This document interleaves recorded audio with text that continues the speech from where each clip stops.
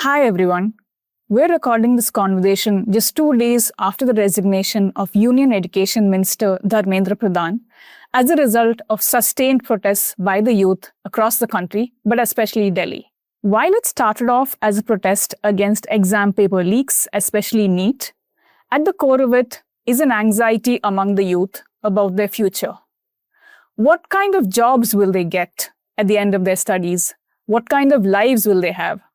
Especially in a country that's long been struggling with youth unemployment. To take us through this crisis of youth unemployment and how it's been playing out over the years, I have with me Rosa Abraham of Azim Premji University.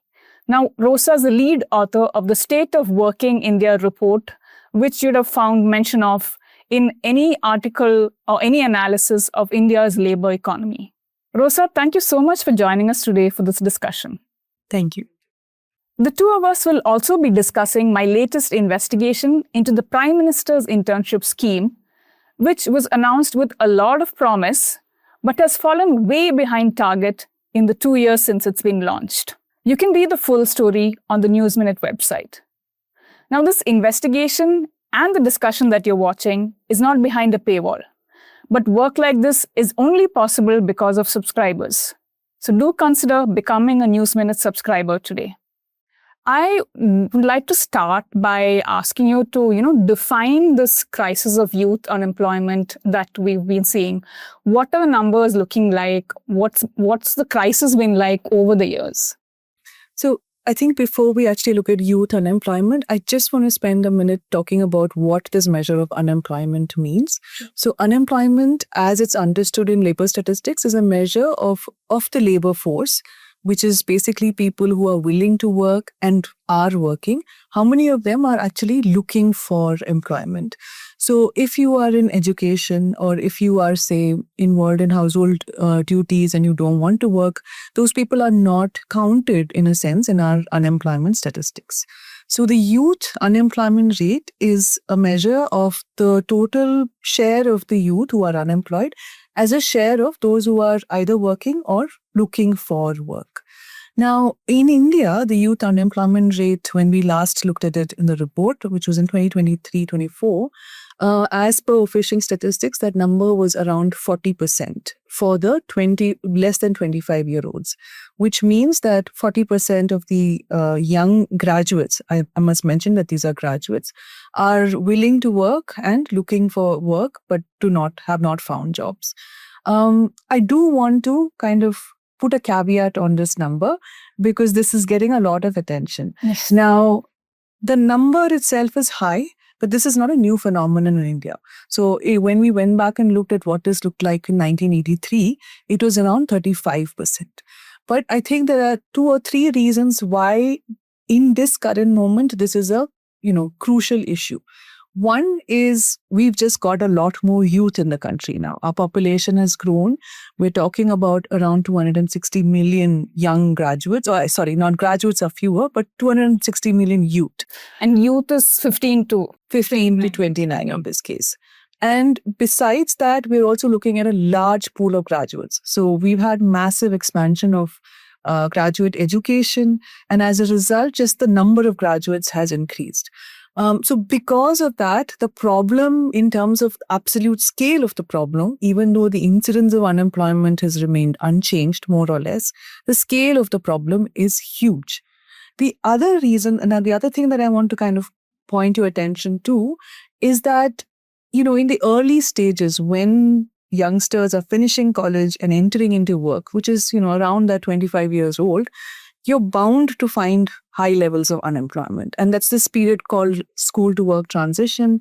And this is what we call in labor economics, labor market frictions, right? You're just getting access to networks. You're trying to find out what the opportunities are. Then over time, in a normal labor market condition, you will find that with age, this unemployment rate tends to kind of fall slowly. Now, this is where the worry has come, which is that if you look at how this falls with age in 1983 versus how this has fallen with age in 2023, that rate at which it's falling has actually slowed down, which means that with age, the capacity for graduates to eventually move into the labor market has become even harder. So right now, the unemployment rate of 40% that I'm talking about is for those below 25, the graduates below 25. But if you look at graduates who are in the age of 25 to 29, which is where, they finished their graduation, they've got some time to get their networks and get contacts. In 1983, for that cohort of graduates, we're looking at an unemployment rate of about 12%. Okay. But in 2023, that unemployment rate is much higher at 20%, right? So the potential or the capacity to eventually join the labor market with age, with experience, that has actually become far, far harder in more recent years. So that, along with the scale of the problem, is really why this youth unemployment has become a crisis in many ways. I want to get into the school to work transition in a little more detail, but I also want to understand, because you mentioned that this friction by itself is not very unusual, when young people finish their studies and are looking to work. So how does India's situation then compare with similar, labor markets in other countries? Yeah, how unique and how big is the problem? Right. So if you look at sort of cross-country estimates, in general, the number that we have is youth unemployment rate tends to be double the adult unemployment rate. Yeah. Okay. So youth unemployment is always higher, and the factor is higher by a scale of 2 times more in general. But if you look at where India stands, India is much higher than that. We're about 3 to 4 times more youth unemployment rate. So youth unemployment, like I said, is it's not unique to India, but the scale of the unemployment is what is really a very India-specific kind of phenomenon. Yeah, I think in fact the latest PLFS numbers that came out in May and even in June showed that the youth unemployment rate is, I think, 3 times yes, roughly. Exactly. It's around. And that has been the case. And the thing is that 3 times is also increasing over time. If you compare between 1983 and 2023, the difference between the adult and the youth unemployment rate for graduates has actually widened over time. And what are the kind of numbers that we're looking at in terms of, the graduates that India is churning out, the numbers that are able to find jobs when they do find a job? So in terms of the absolute size, we are looking at currently of 63 million graduates. Every year? No, in any given point in time, it's 63 million graduates as of 2023-24. And of that 63 million, 11 million are graduates who are unemployed. So that is the scale of the problem that you're talking about. But if you kind of zoom back and you take a more long period view of this, what has happened since 2017, 2011, for example, if you look at sort of how many young graduates are entering our population, not the workforce, entering the population, and the number is approximately 5 million every year is entering the population. And then if you look at, well, of these 5 million, how many get jobs? 2.8 million is the number of how many who get jobs, right? So there itself, you see a gap. And here I'm, talking about jobs very loosely. It could be any kind of employment. But if you want to make it this even tighter and say, well, how many of them get salaried jobs, which is in a sense, as a graduate, that's your sort of aspiration. Yeah. You want a good white collar job, so to speak. And so that, if you look at that in every, the number stands at about 1.7 million. So you have 5 million graduates entering every year, 2.8 million graduates getting employment, and 1.7 million and getting salaried employment. And this is, it's an average over a long period. But if you look at this systematically over many years, you'll see that this gap is actually widening over time. The capacity to, like I said, transition from school to work, and not just to work, but to salaried employment has become harder and harder over time. And these are obviously very concerning numbers. And when we saw the protests that were happening, especially in Jantar Mantar, but also in so many other places in India, right? Did these numbers come to your mind? And, the other findings of your report, what struck you when you saw those visuals? Yeah, I mean, I think if you look at the protests on its own, it kind of it is an issue with the educational system, with the institution of these testing agencies and all. I mean, that's one immediate way to interpret the protest. But I think there is a larger undercurrent, which a lot of the things in our report also captures, which is the undercurrent of general discontent and a sort of feeling of being let down by not just by the education institutions, but by the private sector and by the state as well, right? So in terms of just getting good jobs, you enter into colleges with a certain kind of aspiration, and then the ability to then move from that into good jobs. The institutions, various institutions, it would be, I mean, a lot of the youth feel that they've been failed in that sense. The feeling of being cheated, of frustration and... Exactly. And I think we should also think about the other protests that happened just before this, which was the protests in Noida. Yeah. Right? There was a lot of protests amongst workers with a lack of minimum wage revision and so on. And I think this also captures the general sense of discontentment and frustration amongst a large section of predominantly the youth, because these are these young workers in factories as well. Wages have not been revised for many years. And in the report, we also find that for graduate young men, the average salary that they get at entry level has actually fallen over the last few years. So a young man in 2011, when he entered the labor market as a graduate, would earn around, say, 20,000 per month. And as of 2023-24, this young, freshly, joined graduate earns around 19,000. And this is earnings after deflating and accounting for inflation. So in real terms, your entry-level salary, your graduate salary is actually stagnated or even fallen over time. So there's this general discontent that, you've studied, you've put in the work to get your degree, or you've put in the work to prepare for an exam. And then there is a certain, you're being let down by institutions at large. Yeah, because what are you getting at the end of those years of effort, money, everything else that you put in, right? But I also want to understand, how would you look at this in terms of, the function of, we are producing a lot more graduates compared to earlier. But what about the job side of it? Is it that, our economy is just not generating enough jobs to absorb this influx that's coming in every year? Absolutely. I think that, it's not a problem of too many graduates. I think it's a problem of too few jobs. Yeah, because on the face of it, it should be a good thing that we're producing more educated young people currently compared to years ago. Absolutely. And if you look at, in economics, we have this simple measure called employment elasticity, which is basically for every percentage increase in GDP, what is the corresponding increase in employment or job creation?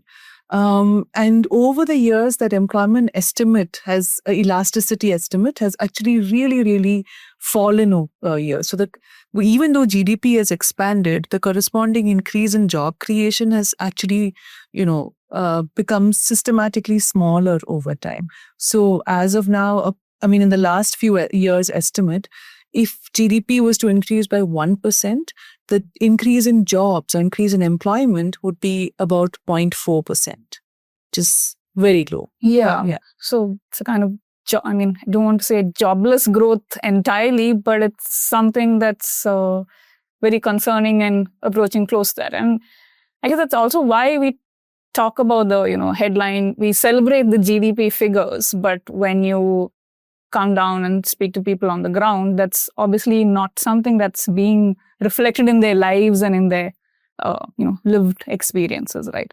Yes, exactly. And you see this both not just in job creation, but also in the wages as well. Yeah, right? So the only wage that has seen a growth in the last few years is daily wage workers, casual workers, and to some extent self-employed earnings amongst men, which has seen some increase. But salaried earnings have either stagnated or fallen. And self-employment earnings for young women or for women in general has also stagnated or fallen in the last few years. So you can see, on the other hand, this kind of, disconnect between massive GDP growth, but the corresponding job and employment numbers don't seem to reflect that. And that's what people feel at the end of the day, right? Exactly. Now Now, when it comes to job creation, or when you speak to the private sector, to companies, something that keeps coming up, which you've also dealt with, is that there are not enough employable graduates. It's we've heard Narayan Murthy talk about it. Various other companies speak about how they're just not employable, or they're not trained, or they're not skilled. So, to what extent is that part of the problem? Yeah, I think employability is a very amorphous term. Nobody really knows how do you measure this, right? There's no one measure of this. I do have an interesting story of in around 2000, early 2000, 2003 or 4, in Bangalore, there was this running joke that if you ask the local auto guy to take you to Infosys campus, he'll agree to take you. But the joke was that he would tell you, please make sure they don't hire me. Because Infosys was just hiring outright. They just, anybody, they needed hands on the job. They needed people for their call centers, for their, all kinds of other outsource, all of the outsourcing work that came during that whole IT boom. And so then you ask yourself, well, did we not have an employability problem then? Because it's not like these things have changed hugely. So dramatically that I think for me, that's a classic example of when there's demand and when there's sort of incentive for firms to hire and invest in people, they will do it. The moment for firms that incentive to invest is not there because there's not huge profit margins, they are seeing that, they're not in a boom period, then they're going to resist hiring.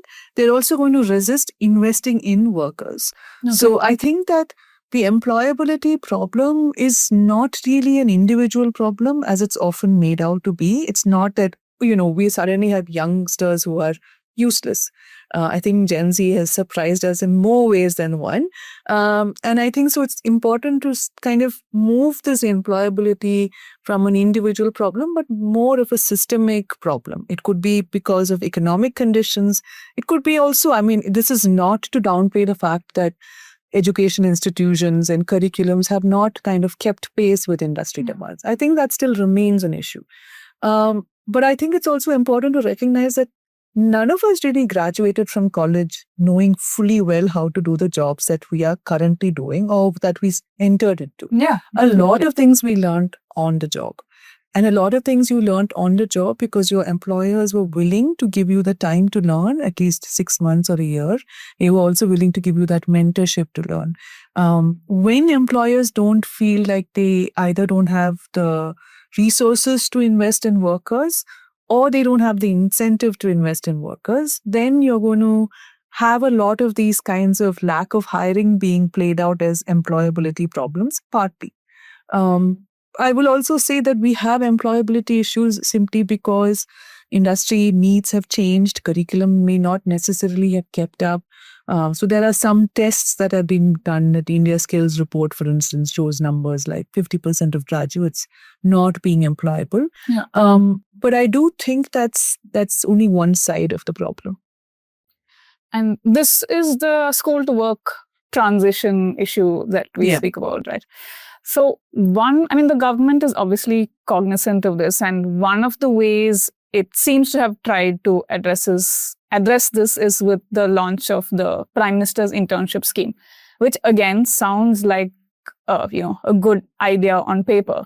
But what I found in my reporting is that there was a huge gulf between what the government announced, which is, as I said, paid internships for 1 crore youth in 5 years, versus the reality where just about in the first 2 years, 18,000 interns joined and just over 5,000 completed the internship. And the money spent, there's, what was announced and what was spent, there's a huge gulf again. So before I get into, why this might be the case, is there a case for the government to announce schemes like this? Can they actually help ease this transition? Yeah, I think there definitely is. And one of the reasons I say this is, this kind of internship, apprenticeship models is something that has been, done in a lot of countries. A lot of developed countries typically use this to ease the school to work transition, whether it's Germany or South Korea.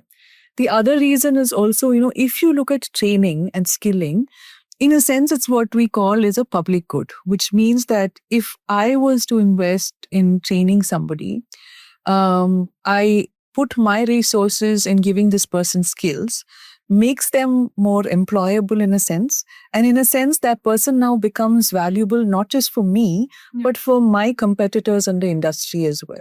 Right. So in that sense, my investment in this person is a public good because I'm skilling them up and anybody can take this person in. Which is why I think there's a role for the public sector to kind of take on this task of skilling so that it's not just on the onus of the employer to skill them up, because then they're always going to say, well, if I put in these resources, they're going to leave. Yeah, that's literally what someone told. And that is what is happening. I think your report also says this, that why should we invest? Because they just... Yeah, I mean, that's a possibility. So why would I? I'd rather hire someone who's trained. So I think in terms of how the scheme has been thought about and the role of the scheme in the Indian labor market, it is filling that gap, that the school to work transition and the skilling up that this internship provides need not be seen purely as an onus that the private sector has to take up. So the public sector intervenes in that sense. So I think there is an important need for these kinds of things. Okay, now, but coming to the actual reception to the scheme, which has not been, what the government announced and intended, there's a wide gap. So why do you think this has really failed to take off? I mean, some reasons that were announced is the way the scheme was designed. 1 year is too long for an internship. It's now being shortened to 6 to 9 months. Then another, in Parliament when it was discussed, the ministry said that, so there's also a one-time payment that's made. So there's a huge drop-off after that one-time payment is made. They're not staying for the duration of the internship after that. But, when we spoke about it earlier, you also mentioned that maybe it's also a sign that the internship itself is not perhaps, fulfilling or what's needed. Yeah, I think it's hard to say exactly why it's not working. I think your report does get at some of this. So for instance, one of the things that I noticed from reading your thing was also that, location really mattered. Yeah.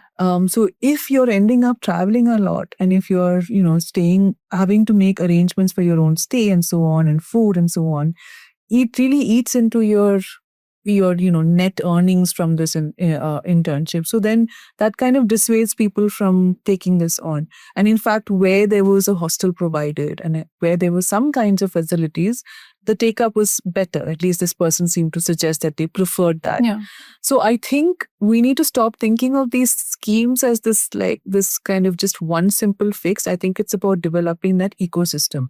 And a lot of this is around the economic geography of where jobs are, where the workers are, where our young students are, who are the interns, right? And I think thinking around these schemes as not just, okay, let's give this money to firms and then let's assume that then the problem fixes itself is not how it's going to work out. There's a larger enabling ecosystem, whether it's mobility to workplaces, the hostels and accommodation and so on, which becomes crucial.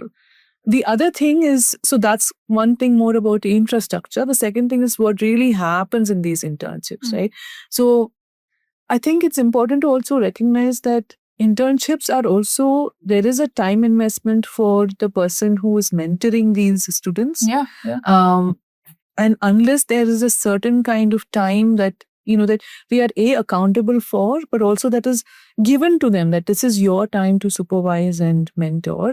This is just an added burden for the firm, right? So unless that is certainly definitely accounted for in the firm, so responsibilities and allocation of duties, and then there is clear outcomes that, okay, in the course of the 6 months or 1 year, these are the sort of learning outcomes that is expected from the interns. And this is the kind of time that a particular supervisor is allowed to set aside for this internship responsibility. I think that needs also to be factored in, which is then the other kind of ecosystem that needs to be created to make these internships more meaningful rather than just ticking certain boxes from the firm side. Yeah, and like you said, and if a company was to actually see this as a source of potential talent, where they could hire or where there are enough jobs, I think that itself would have been an incentive for companies. But I don't know to what extent that's happening, because, for instance, one of the people I spoke to was someone who interned with ONGC, and that's one of the highest, the companies that took on the most number of interns. But I don't know how many of them, if any of them, would have been absorbed by ONGC, which is a public sector company and has its own, way of recruiting people. So then you wonder what's... Yeah, I think that also kind of comes back to the whole question of the jobs challenge and the nature of job creation in India. So another thing that, if you want to develop certain kinds of skills that are valuable and that's not easily learned, which have to be learned on the job, a lot of these kinds of skills are really in the manufacturing sector where you need a certain kind of technical skill. And if your manufacturing sector accounts for only about 10 to 13% of the workforce, then its ability to absorb more workers and particularly more interns is kind of already quite low. Yeah. And then if you look at the other major employer in India, that's the services sector, right? And what is the kind of skills that services sector wants? It's largely retail and salespeople kind of skills, right? These are things that, sure, there is an initial learning on the job that comes, but it's not a huge time investment. It's something that can be quickly learned. Yeah. Of course, firms prefer, for people who already had some experience. But it's good. It's easily taught. I've attended interviews with a firm that was hiring for, say, salespeople, and when I spoke to the recruiter, the point that he made was, we literally just need somebody with 2 hands and 2 feet. So then you're also, yeah. So then you're like, okay, what is the skills benchmark there, right? So then, if firms also there's no demand for certain kinds of skills, then really you're also then creating a pipeline that doesn't really go anywhere. So I think that's a larger structural, economy-wide issue of how our economy is grown and what kinds of jobs it has created. And so then what is the role of skills in certain kinds of sectors is something that we also need to think about. PMIS is not the only scheme that the government obviously has to address this challenge. In fact, your colleague Tamogna was talking about how one problem seems to be the proliferation of schemes. So what do you make of the government's, the other schemes that they've launched so far, and to what extent they have addressed the problem or not, or do they need to look at this differently? Yeah, I think that, as Amogna said, we've just got a lot of these short-term schemes. So PMKVY is the other one. And if you look at the numbers, we'll also see that there's an increase in the share of workers who've got vocational training. Okay. But then part of this is coming because there's these very quick short-term schemes that come about. How long are these? So typically it's about 3 to 6 months. Okay. So, and sometimes some of this is also, there is this waiting period, and in that waiting period you need to do something, and this kind of provides you a in between time to occupy yourself and potentially also upskill. But I think Tamogna also in the report, his work also shows, well, what is the sort of value added from vocational training that in terms of just increment in your monthly salaries, right? And Tamogna, for instance, finds that increment is very high when you're at the higher secondary and higher secondary schooling level.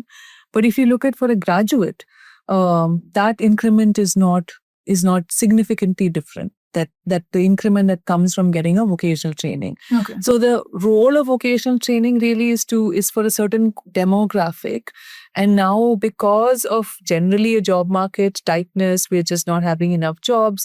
A lot of people are also just going for these kinds of skilling as, your next best options as well. Although they don't know what the outcome of anything. Maybe if my degree is not getting me this, or my 12th standard is not getting me this, then let me just try and get this as well. And because they are short schemes, they're not really hugely expensive as well for a worker to invest in. So it's also a stopgap in a sense for many people, and not really seen as there's no sort of job linkage with it. They're not immediately seeing a job outcome per se.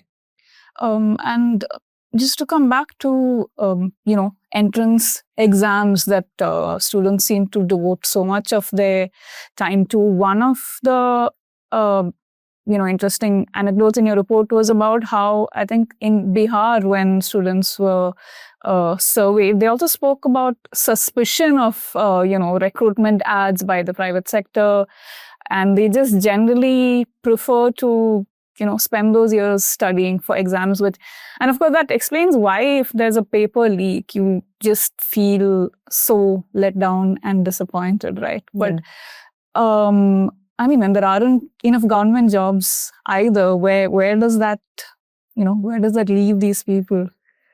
Yeah, I mean, so I think this is again work by my colleague Chinmay, and he interviewed about 1,000 Bihar aspirants, exam aspirants, to try and get, why are you doing this? And like you said, one of the major reasons was just there was no trust for private sector job postings.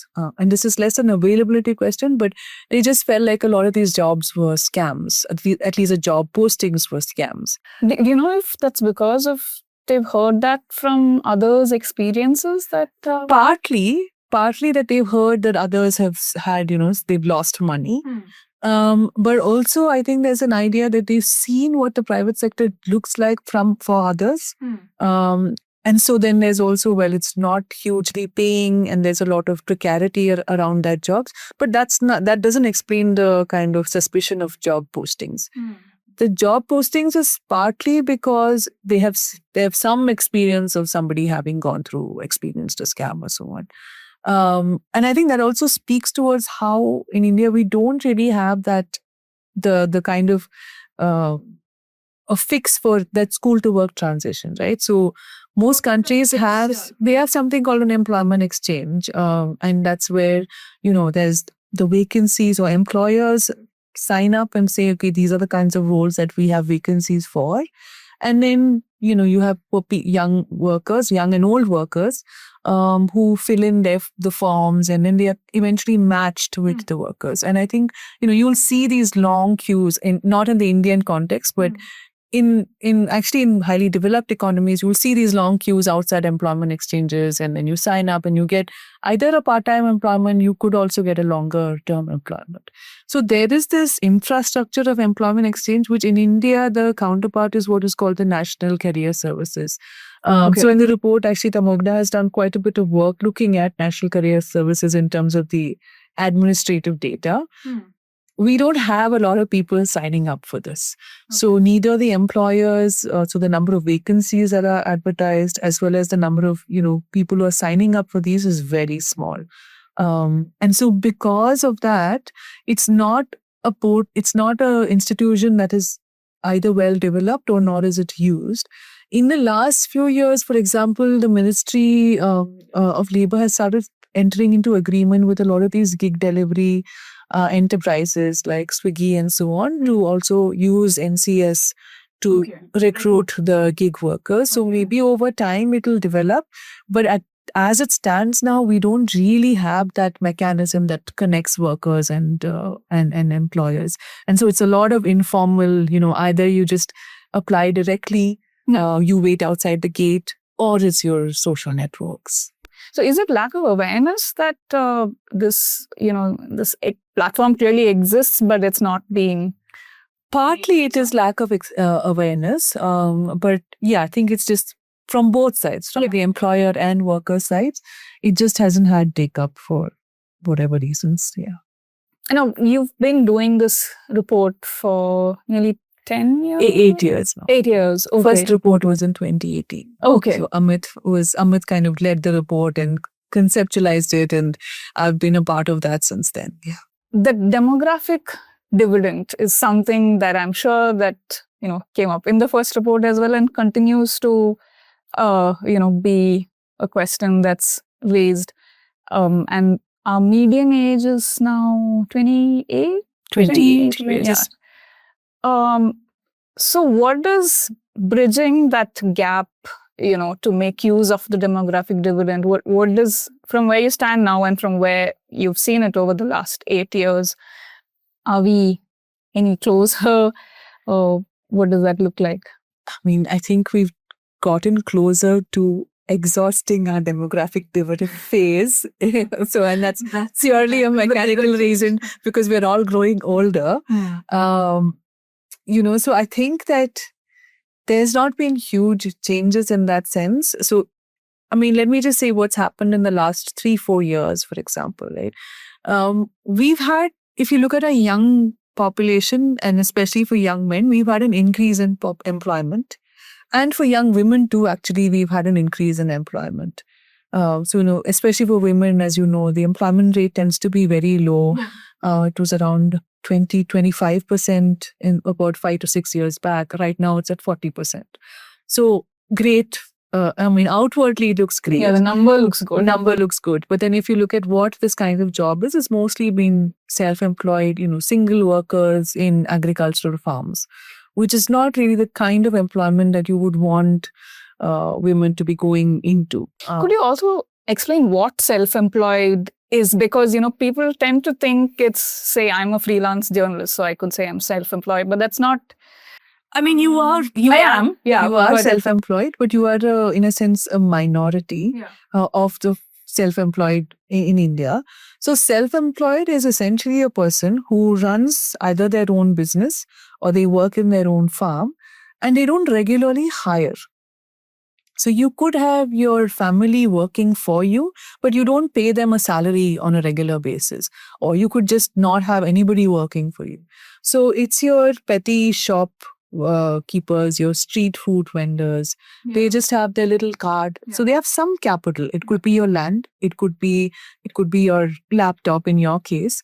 But you don't regularly hire. And that is what is self-employed. In India, most self-employed is self-employment in agriculture, which means that you have a little plot of land and then you are farming that. So that is really what is meant by self-employment in agriculture. And that's something that has, increased in the last six years for women. So the employment rate increase has largely been led by, women in agriculture growing. So coming back to the question of, what does this mean in terms of demographic dividend? Now, if you want to interpret demographic dividend as saying that, okay, here's a huge population which is employable, they can contribute to the country's productive potential. The fact that a lot of them have gone into either agriculture or construction is not a good sign in the sense that we're not really yielding the demographic dividend. So I think it's worrying that the kind of growth we've seen has been not really in the direction of actually enhancing, say, labor productivity of workers. It's actually, gone down in the last few years. So yeah, I think that's and so the question that you often asked as well, we have slightly provocative question is India going to grow old before it grows rich? Right? Yeah. And I think that's where if we continue like this, which is that most of our women are in agriculture or they are not employed, and most of our men are in low productivity construction or some other kinds of self-employment activity, we could head in that direction of growing old before we grow rich. And I think that's where, you need to bring more women back into the workforce, create more kinds of salaried employment, and just create, more labor-intensive industries in general so that we can reap whatever remains of this demographic dividend. Yeah, I mean, that's the challenge, right? For not just more companies or better growth rate, but also have companies that would employ more people and... Exactly, yeah. I think create more jobs. It could be, and it need not be a lot of big companies, but small, medium enterprises. How do we make sure, because those are the ones that hire.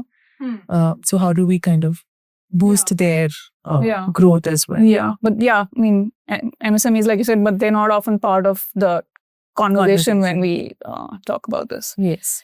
Rosa, thank you so much for joining us and laying out what's obviously a very concerning issue for the Indian economy, especially for our youngsters. Can only hope they get their due.